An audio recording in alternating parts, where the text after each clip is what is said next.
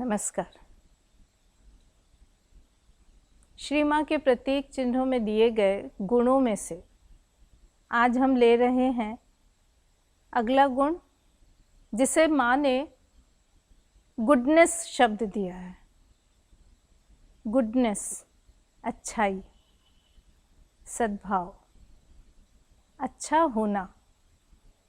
ये एक ऐसा गुण है जो चाहे हमारा सांसारिक जीवन हो, दिन प्रतिदिन की व्यवहारिकता, आंतरिक जीवन की गहराई, आंतरिक प्रगति हो या बाह्य प्रगति हो, भौतिक प्रगति हो या मानसिक प्रगति हो, इन सभी को एक व्यवस्थित प्रगति के मार्ग पर बढ़ाने के लिए चरित्र में जिन विशेषताओं की ज़रूरत है, उनमें अच्छाई बहुत ही महत्वपूर्ण गुण माना जाता है।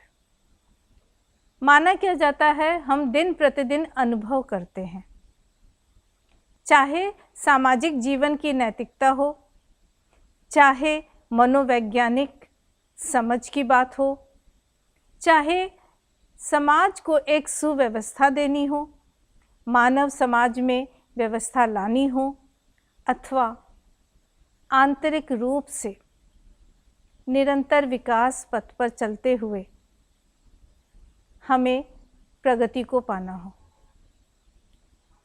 जाहिर है, प्रगति हम करेंगे तो अच्छी तरफ ही तो करेंगे, अच्छे मार्ग की ओर ही तो जाना है। क्या है अच्छाई और क्या है बुराई? एक तरफ हम कहते हैं सब कुछ ईश्वर का बनाया है। जब ईश्वर ने ही सब कुछ बनाया है तो फिर अच्छाई और बुराई का प्रश्न ही क्यों उठता है? सोचने वाली बात है। हमारे लिए अच्छा ये है कि श्री माँ का मार्गदर्शन हर चीज़ पर मिलता है और इसीलिए इस प्रतीक चिन्ह को हम श्री माँ का प्रतीक चिन्ह कहते हैं। होता क्या है, इस प्रतीक चिन्ह को देखते ही श्री माँ की बताई गई आधारभूत शिक्षाएं हमें स्मरण हो आती हैं।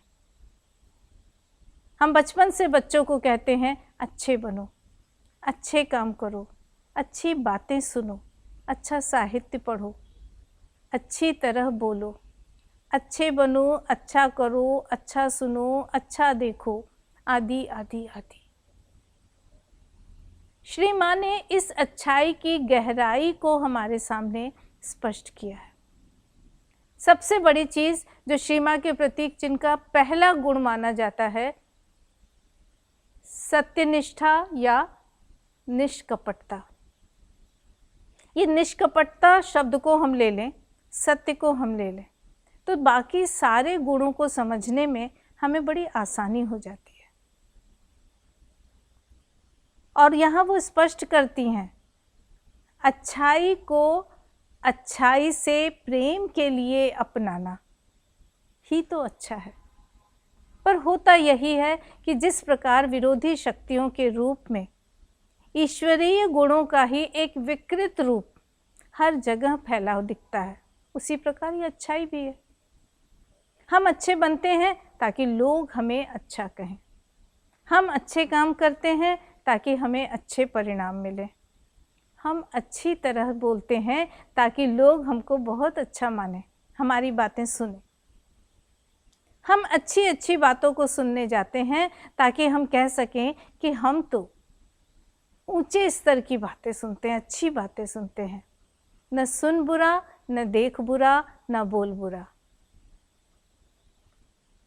जैसे ही इस तरह की पंक्ति बोलना शुरू करते हैं, एक तरह से हम अविकसित मन को, नन्हे अबोध बच्चों को ये बता देते हैं कि भाई कुछ बुरा भी है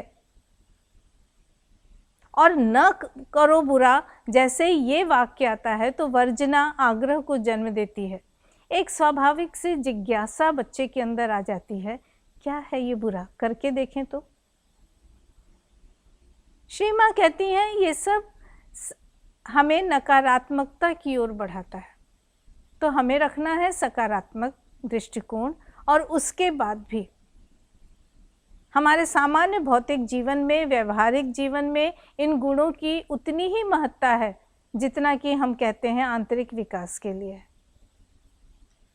वो कहती हैं अच्छे बनो सिर्फ अच्छे के लिए, क्योंकि ऐसा अच्छा है, क्योंकि तुम्हें अच्छा बनना चाहिए, और धीरे धीरे क्योंकि तुम्हें अच्छाई से प्रेम हो जाए। कोई भी गुण ले लें, उसको इसलिए करना चाहिए क्योंकि उस गुण से हमको प्रेम है। यानी ईश्वरीय गुणों में प्रेम एक ऐसा गुण आ जाता है, एक ऐसी विशेषता आ जाती है जो हर चीज़ को सौंदर्य से भर देती है, हर चीज़ में अच्छाई भर देती है। तो अगर हम आंतरिक गहराई के साथ अपनी अंतरात्मा को एक अच्छा विकास देने की दृष्टि से इस अच्छाई के गुण पर बात करें, तो हमको थोड़ा सा हटकर सोचना होगा। अच्छाई को अच्छाई के लिए अपनाना है, ये तो ठीक है, लेकिन हर चीज़ को अच्छा मान लेना है, ये थोड़ा सा अभ्यास मांगता है। हम जो देखें वो हमें अच्छा लगे, हम जो करें वो अच्छा बनकर सामने आए, तो दृष्टि ही बदल जाती है। लेकिन उसके लिए बहुत ज़रूरी है कि हमारी दृष्टि में सही दृष्टिकोण को विकसित किया जाए। ईश्वर ने तो ऐसा कुछ नहीं बनाया होगा ना जो कि बुरा होगा। यानी चीज़ें केवल अपने स्थान से हट सी जाती हैं। एक सही स्थान पर जो वस्तु है वो वहीं पर सही है, वो सुंदर लगती है, वो अच्छी लगती है, वो उपयोगी लगती है।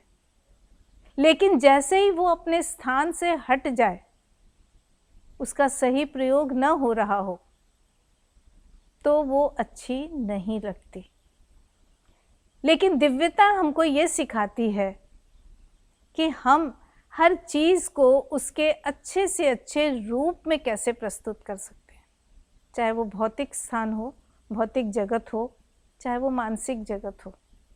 और इसीलिए शायद ये कहा जाता है कि भौतिक स्तर पर भगवान सौंदर्य के माध्यम से प्रकट होते हैं। जो भी वस्तु आए, जिस रूप में भी आए, जो भी परिस्थिति आए, जिस रूप में भी आए, उसके अंदर अच्छाई को देख लेना, उसके अच्छे फल को देख लेना, उसके अच्छे परिणाम को खोज लेना, उसको उसके सही रूप में देख लेना, ये एक अच्छी दृष्टि है। और ये दृष्टि पाने के बाद हम स्वाभाविक रूप से अच्छाई से जुड़ने लगते हैं।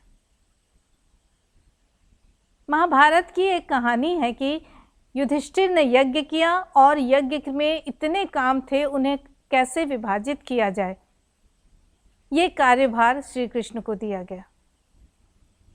श्री कृष्ण ने दान करने वाला काम दुर्योधन को दे दिया। सभी पांडवों में हलचल मच गई।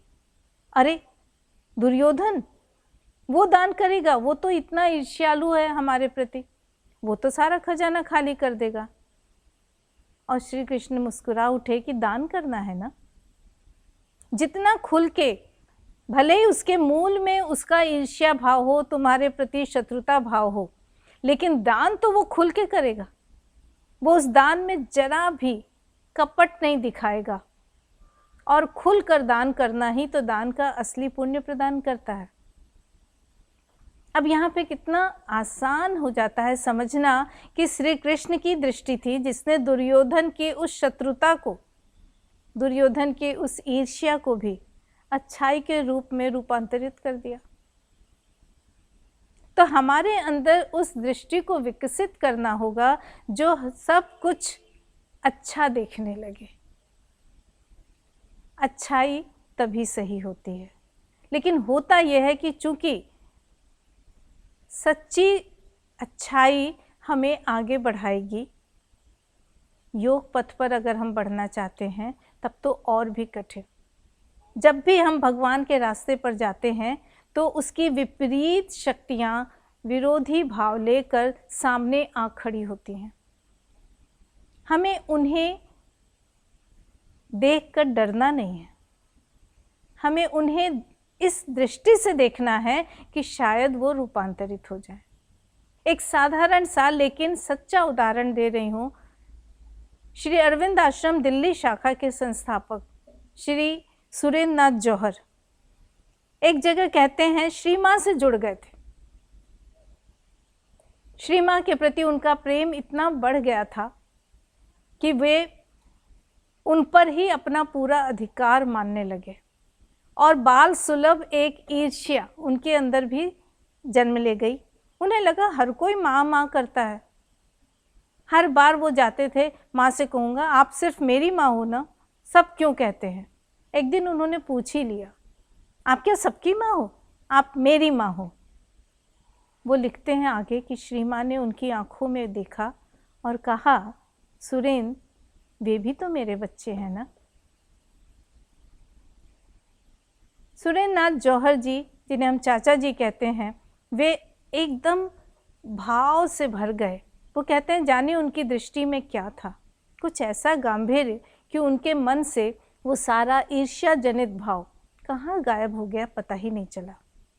और उसके बाद सारा जीवन उन्होंने अपनी अंतिम सांस तक वही काम किया जिससे अधिक से अधिक लोग श्री माँ से, श्री अरविंद से जुड़ सके।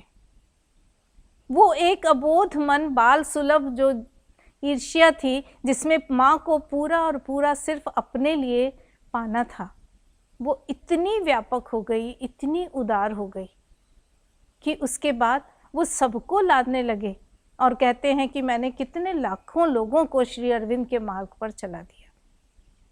उनका तो काम था, वो हमेशा व्यंग्यात्मक भाषा बोला करते थे। उन्होंने आश्रम के सामने वाली सड़क का नाम ही श्री अरविंद मार्ग रखवा दिया था और खुश हो गए थे। अब उस सड़क पर चलने वाले लाखों लोग बाह्य रूप से श्री अरविंद के मार्ग पर चल रहे हैं, लेकिन जाने कितने लोगों को आश्रम के परिवेश ने खींचा होगा कि वो यहाँ आ गए। यह होती है दिव्यता की दृष्टि। जो अगर कोई चीज़ ऐसी है जो ईश्वरीय रचना है पर उस पर आवरण पड़ा है, वो बुरी दिखती है, उसे भी रूपांतरित कर देना। तो अगर हम ये समभाव अपने अंदर अपना लेते हैं कि हर चीज़ में ईश्वर है, तो बुरा तो कुछ रह ही नहीं जाता। केवल हमें सच्चाई की वो दृष्टि पाने का प्रयास करना है कि हर चीज़ को उसके सच्चे रूप में देख सके। अच्छाई तो इसी को कहते हैं ना। जैसे जैसे हमारे अंदर ये भाव दृढ़ता के साथ स्थापित हो जाता है कि सब कुछ ईश्वर का है, हर चीज़ में ईश्वर है, तो हम हर चीज़ में अच्छाई देखने के अभ्यस्त भी हो जाते हैं। कई बार बाहरी दृष्टि से भौतिक आँखों को चीज़ों का गहरा रूप नहीं दिखाई देता। बड़ी सीमित दृष्टि होती है भौतिक आँखों की। सामने दीवार है, हमें लगता है बस यहीं सब खत्म। कुएं के मेढक को अपनी दुनिया कुएं जितनी ही नज़र आती है। लेकिन जब विस्तार मिलता है, और विस्तार तभी मिलता है जब हम अपने आंतरिक अवस्था में जाते हैं, जब हम अपनी अंतरात्मा से जुड़ जाते हैं। चीज़ें बाहर से कैसी भी दिखें, उनके अंदर हो सकता है बहुत गहरी अच्छाई हो। शायद ये गुरु नानक की कथा है कि एक बार अपने शिष्यों के साथ वो भ्रमण पे जा रहे थे। चलते चलते शाम हो गई। वे एक गांव में रुके। उन्हें लगा सभी थके हैं, कहीं आश्रय मिल जाएगा, रात गुजार लें, सुबह जाएंगे। उस गांव में गए तो एक पथिक जा रहा था, उससे पूछा, भाई इस गांव का नाम क्या है? हम लोग आज रुकना चाहते हैं, क्या कहीं शरण मिलेगी? पता नहीं उस व्यक्ति को क्या था, उसने बड़े ही रूखे स्वर में इनकी ओर देखा, मुझे क्या पता, मेरे पास समय नहीं है, और वो आगे बढ़ गया। अपने शिष्यों के साथ वे और आगे गए। वहाँ जाके कई लोगों को देखा, सबसे कहा, लेकिन किसी ने उनसे सीधे मुंह बात तक न की। बड़ा अजीब सा लगा कि यहाँ पे प्रेम का सर्वथा अभाव है। खैर, किसी ने उनसे कहा कि जाइए और मुखिया से मिल लीजिए, हम लोग कुछ नहीं कर सकते। मुखिया के पास पहुँचे। मुखिया भी अपने आराम में डूबा हुआ था, मौज मस्ती हो रही हैं, बातें हो रही हैं, पर उसने इनकी बातों पर कोई ध्यान नहीं दिया। जब इन्होंने प्रार्थना की कि हम रात गुजारना चाहते हैं, तो बड़ी मुश्किल से उसने एक कमरा दिलवा दिया। कहा रहिए वहाँ पर। रात के खाने के लिए किसी ने नहीं पूछा। बड़े परेशान। फिर अपने ही पोटली से कुछ कुछ निकाला, जो कुछ बचा था थोड़ा थोड़ा खा के सबने पानी पी लिया। रात भर उन्हें नींद नहीं आई, क्योंकि कोई व्यवस्था नहीं थी। कोई उनसे हालचाल पूछने, यहाँ तक कि पानी के लिए पूछने भी नहीं आया। मानवता नाम की कोई चीज़ नहीं थी। प्रेम तो बहुत दूर की बात है। किसी तरह सबने रात काटी और सवेरे उठकर जाने लगे। जाते जाते उन्होंने मुखिया से कहा, आपका बहुत धन्यवाद, रात में हमें आपने जगह दे दी। मुखिया ने उनको देखा, ठीक है ठीक है। बड़े ही शांत मन से नानक अपने शिष्यों को लेकर वहाँ से चल पड़े और जाते जाते उन्होंने जितने लोग दिखे सबकी ओर हाथ उठाया और उन्हें आशीर्वाद दिया, सदा आबाद रहो।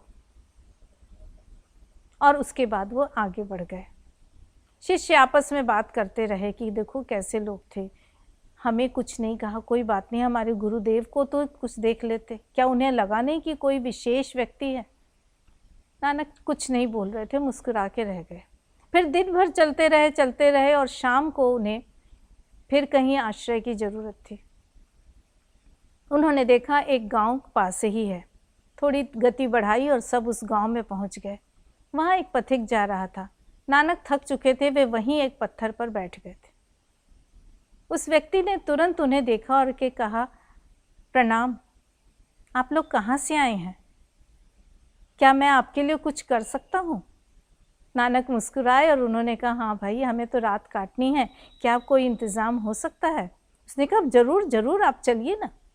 और उन्हें लेकर गांव गए, अपने मुखिया से मिलाया। मुखिया एकदम आदर के साथ खड़ा हो गया। उसने उनका अच्छी तरह से स्वागत सत्कार किया, आवभगत की और अच्छे से उनके रहने का इंतज़ाम किया। सारी घर की औरतें दौड़ आई थीं। उन्होंने अच्छा साफ़ सुथरा बिस्तर बिछाया, पंखे का इंतज़ाम किया, भोजन के लिए बुलाया और बहुत ही प्रेम पूर्वक उन सबको भोजन कराया गया। सारे शिष्य एकदम विभोर थे, कहने लगे, देखो ये गांव के लोग कितने अच्छे हैं। नानक अब भी उतने ही शांत थे जितना कि वो पिछली रात में। भोजन प्रेम से ग्रहण किया, सब अच्छी तरह से रात में सोए। सवेरे उठे, देखा कि लोग दरवाजे पर उनके उठने का इंतज़ार कर रहे हैं। पानी पिलाया गया, चाय और नाश्ते की व्यवस्था हुई, रास्ते के लिए खाना दिया गया कि आप जाएंगे रास्ते भर आपको कुछ भोजन चाहिए होगा। एकदम सब लोग देखते रहे कि ये लोग कितने सज्जन हैं, कितना प्रेम है इनमें। उन्होंने कहा, अब हमें आज्ञा दीजिए, आप सबका बहुत शुक्रिया। गांव वाले हाथ जोड़कर एक पंक्ति में खड़े थे और आदर के साथ उन्हें विदा कर रहे थे। नानक मुड़े और उन्होंने सबको आशीर्वाद दिया, लेकिन इस बार आशीर्वाद के शब्द कुछ और थे। उन्होंने कहा, तुम सब बिखर जाओ। सब ने हाथ जोड़ दिए, सिर झुकाकर उन्हें नमस्कार किया। जब आगे बढ़े तो एक शिष्य से नहीं रहा गया। उसने नानक से कहा, गुरुदेव, ये क्या बात हुई? पिछली रात के लोग हमारे साथ इतने रूखे थे, आपने उन्हें कहा सदा आबाद रहो, और इन्हें कहा बिखर जाओ। ये लोग कितने अच्छे थे, कितने प्रेम वाले हैं, इन्होंने हमारा कितना ख्याल रखा। नानक फिर मुस्कुराए, बोले, तभी तो वो लोग जो थे बड़े ही स्वार्थी, बड़े ही आत्म केंद्रित हैं। भगवान ना करे ऐसे लोग दुनिया में और कहीं मिले, इसलिए मैंने कहा यहीं आबाद रहो। ये सारे जो हैं इस गांव के लोग इतने प्रेममय हैं, इनके हृदय में इतना प्रेम है। ऐसे लोग सारी दुनिया में बिखर जाएंगे तो सोचो दुनिया कितनी सुंदर हो जाएगी। हमने देखा नानक के उस वाक्य को, उन शब्दों को शिष्य नहीं समझ पाया था। और ऐसा ही होता है, हमारा भौतिक मन, हमारी भौतिक आँखें बहुत सीमित देख पाती हैं, सीमित ही समझ पाती हैं। लेकिन असली विकास, असली प्रगति वही है जहाँ पर हम चीज़ों की गहराई में जाना सीख सकें। और जब हम गहराई में जाते हैं तो अंतरात्मा से जुड़ते हैं, अपने चैत्य से जुड़ते हैं। चैत्य को हर चीज़ उसके सही रूप में देखने की क्षमता प्राप्त है। तो हमें बुराई कहाँ से दिखेगी? क्योंकि जब हम गहराई के साथ देखने की दृष्टि पा लेते हैं तो उस पर चढ़ा आवरण जो ईश्वरीय सत्ता को, ईश्वरीय चीज़ों को, ईश्वरीय रचनाओं को विकृति दे देता है, वह आवरण हट जाता है। और जो हट जाता है तो अच्छाई मिल जाती है। तो अच्छाई क्या है? सबके साथ अच्छा रहना, सहज रूप से अच्छा रहना। ऐसा नहीं कि हम तैयारी कर रहे हैं, ओह सामने अमुक व्यक्ति आ रहा है, उसके सामने हमें इस तरह से व्यवहार करना है कि वो हमें अच्छा समझे। कहीं कुछ बोलने जाना है, हम अभ्यास करके जाते हैं, अच्छे से बोलना है। नहीं, हमारे अंदर से स्वाभाविक रूप से अगर वो निकलेगा जो लोगों के हृदय को छुएगा तो वो अच्छा ही होगा। दिखावे के बाहरी शब्दों को गूंथ कर बनावटी भाषा में बोल देना, वो केवल लिखित रूप में अच्छा हो सकता है, उसका प्रभाव नहीं होता। अच्छाई को अच्छी तरह से प्रेम करके, अच्छाई को अच्छाई के लिए अपनाएं, तभी हम अच्छे बन सकते हैं। और अच्छाई का हमारे जीवन में सच्चा महत्व तभी साबित हो सकता है। तुम्हें अपने हृदय में निरंतर सद्भावना और प्रेम रखना चाहिए और उन्हें सभी के ऊपर शांति और समता के साथ प्रवाहित होने देना चाहिए। भगवान से प्रेम करने और धरती पर उनकी सेवा करने का सबसे अच्छा तरीका है अथक, स्पष्टदर्शी और व्यापक शुभ चिंता जो सभी व्यक्तिगत प्रतिक्रियाओं से मुक्त हो। सद्भावना, अच्छाई की जब हम बात करते हैं तो वो हर स्तर पर होनी चाहिए। मानसिक स्तर पर, प्राणिक स्तर पर। अब मानसिक और प्राणिक स्तर पर अगर अच्छाई आ रही है तो वो इनकी क्रियाओं को स्वाभाविक रूप से प्रभावित करती है। श्री माँ के कथन में सद्भावना शब्द है।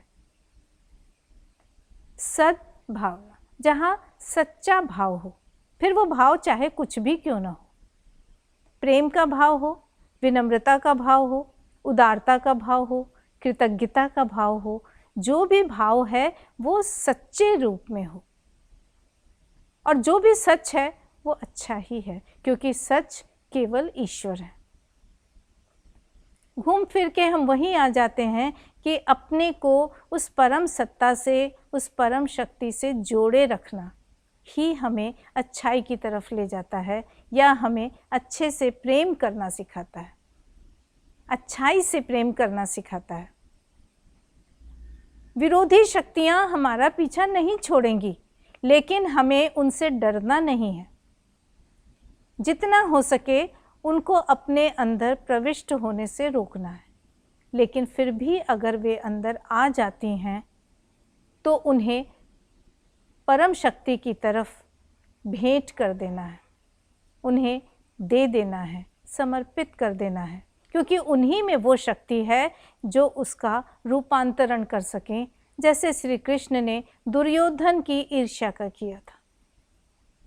लेकिन हमें घबराना नहीं है। हम जहाँ भी जाएंगे भौतिक जीवन में, जिसका कि रूपांतरण करना ही हमारा योग पथ है, वहाँ पर जब भी हम अच्छे कार्यों की तरफ अग्रसर होते हैं, बुराई कोई न कोई रूप लेकर सामने आ जाती है। बाइबल की एक प्रसिद्ध कहानी है। एक व्यक्ति था जिसको समाज सेवा का बहुत ही अभ्यास था। वो रोज़ सवेरे अपने मोहल्ले के चौराहे पर आकर खड़ा हो जाता था और देखता था कि कितने लोग हैं जिन्हें काम करना है, जो काम करना चाहते हैं। वो काफ़ी पैसे वाला था, लोगों को मजदूरी का काम दे देता था या और कोई काम। एक बार की बात है कि वो चौराहे पर खड़ा था, उसे कुछ मजदूर खाली दिखे जिन्हें काम की तलाश थी। वो उन्हें लेकर आ गया। उसने कहा, देखो भाई, सारा दिन काम करोगे, 5 बजे तक काम करना है और मैं तुम्हें 100 रुपये दूंगा। मजदूर खुश हो गए, क्योंकि 100 रुपये ही उन दिनों एक दिन का वेतन होता था। 9 बजे तक उन्होंने काम किया। करीब 8 से 9 का समय बीता होगा कि वो व्यक्ति दोबारा उस चौराहे पर गया, देखा अभी भी कुछ लोग काम की तलाश में थे। वो उन्हें भी ले आया। उनसे भी उसने कहा कि आपको 5 बजे तक काम करना है और आपको 100 रुपये मिलेंगे। और यही चलता रहा। वो बार बार जाता था, उसने देखा लोग कितने बेरोजगार हैं। शाम के 4 बजे तक वो ये काम करता रहा और 4 बजे अंतिम दल को लेकर आया। उसमें भी 4-5 मजदूर थे जिनको सुबह से काम नहीं मिला था। उसने उन्हें भी कहा कि तुम्हें 5 बजे तक काम करना है। 5 बज गए, छुट्टी हो गई, सभी हाथ मुंह धोकर लाइन में खड़े हो गए। सबको पैसे मिलने थे। अब कुछ लोगों ने देखा कि जो सुबह 8 बजे से थे उन्हें भी 100 रुपये मिले, और जो व्यक्ति शाम को 4 बजे आया था, जिसने केवल 1 घंटा काम किया था, उसे भी 100 रुपये। आपस में खुसफुस होनी शुरू हुई। फिर थोड़ा सा विद्रोह आया, आक्रोश आया और सभी ने शोर करना शुरू कर दिया। ये तो अन्याय है, हमने सुबह से काम किया है, हमें भी 100 रुपये, और उसने किया है सिर्फ 1 घंटा, उसे भी 100 रुपये। सेठ सामने आया, उसने कहा क्या बात है, तुम लोगों को सवेरे मैंने जब कहा था तो तुम्हें कोई आपत्ति नहीं थी, क्या कहीं ऐसा है कि दिन भर की मजदूरी 100 रुपये से ज़्यादा है? सब चुप। सबने कहा नहीं ऐसा तो नहीं है, लेकिन उन्होंने कहा नहीं लेकिन क्या, क्या मैंने तुम्हारे 100 रुपये में से एक भी पैसा कम किया? क्या मैंने तुम लोगों का पैसा कम करके उन्हें दिया? क्या किसी और का पैसा मैंने उन्हें दिया? किसी के पास उत्तर नहीं था। अब उसने कहा देखो, मेरा पैसा है, मुझे ईश्वर से मिला है, मैंने उसे बांट कर प्रयोग करना सीखा है। तुम्हें इससे क्या, मैं अपने पैसे का कुछ भी करूं, हो सकता है मैं बिना काम किए भी किसी को दूं, तो तुम लोग मेरा नाम लिखोगे दीवारों पे कि मैं बहुत दानी हूं, पर मैं किसी के स्वाभिमान को ख़त्म नहीं करता। तुम्हें इससे क्या दिक्कत है? सब लोग निरुत्तरित हुए और चुपचाप अपना 100 रुपया लेकर चले गए क्योंकि आगे उनका बस नहीं था, लेकिन उनके मन में कहीं ना कहीं असंतोष था। और यही असंतोष बढ़ते बढ़ते हमें उस रूप में ईश्वरीय चेतना से दूर कर देता है जो बाहर से बुराई का रूप ले लेती है। वह सेठ जिसने ये सोचा कि कहीं कोई आज बिना खाए न रह जाए, किसी के घर में चूल्हा न जले, ऐसा न हो, इसकी मैं भरसक कोशिश कर रहा हूँ। और उसका भाव था कि उसके पास जो भी पैसा है वो तो ईश्वर का है, ईश्वर के बंदों के लिए ही करना है, पर किसी को भीख देकर उसकी आदत भी नहीं ख़राब करनी। जाहिर है कि वो मज़दूर होंगे, सारा दिन उन्होंने प्रयास किया होगा। अब इसके इस तर्क में हम नहीं पढ़ेंगे, लेकिन यहाँ पे हम इस बात का ध्यान रखेंगे कि कौन सी ऐसी चीज़ें हैं हमारे स्वभाव में, हमारे चरित्र में, जिनके माध्यम से विरोधी शक्तियाँ अंदर घुस जाती हैं। उन लोगों को इस बात का कोई क्षोभ नहीं था, इस बात की कोई शिकायत नहीं थी कि उन्हें 100 रुपये ही क्यों मिले। वो जानते थे 100 रुपये से ज़्यादा उन्हें कोई नहीं देगा मजदूरी एक दिन की, लेकिन उन्हें तकलीफ़ इस बात की थी कि दूसरों को उतने कम समय में इतना पैसा क्यों मिला। यानी हमें अपने नहीं पाने का दुख कम होता है, दूसरों को मिल जाने का दुख ज़्यादा हो जाता है, जो ईर्ष्या है। श्री अरविंद ने कहा सब कुछ सहा जा सकता है, लेकिन ईर्ष्या को स्वीकार नहीं किया जा सकता। ये हमारी चेतना को बहुत नीचे पतन की गहराई में फेंक देती है। तो हमें ये सोचना है कि जो हमें बाहर से अन्याय दिख रहा है, जो हमें बाहर से अपने लिए बुरा दिख रहा है, उसके प्रति एक विश्वास रखें, खोजने की कोशिश करें कि नहीं, यह भी अच्छा होगा। अच्छाई को अच्छाई के सही रूप में पाना, स्वीकार करना, अपनाना, विकसित करना, और तब जाकर ये हो सकता है कि हम अच्छाई के सही रूप को पहचान सकें, और निश्चित रूप से हम प्रगति करेंगे। इस अच्छाई के साथ चलने पर हमारी चेतना का उत्कर्ष स्वाभाविक रूप में होगा। हम उस रास्ते पर चल पड़ेंगे जिस रास्ते पर श्री माँ हमें ले जाना चाहती हैं। तो हम यही प्रतिज्ञा करते हैं कि हम सचमुच अच्छे बने, अच्छा सोचें, अच्छा देखें और अच्छाई का ही प्रसार करें। हम ऐसा कुछ करें, ऐसे बने कि हम जहाँ जाएं वहाँ पर सारा वातावरण अच्छाई के सुंदर कंपन से भर उठे। धन्यवाद।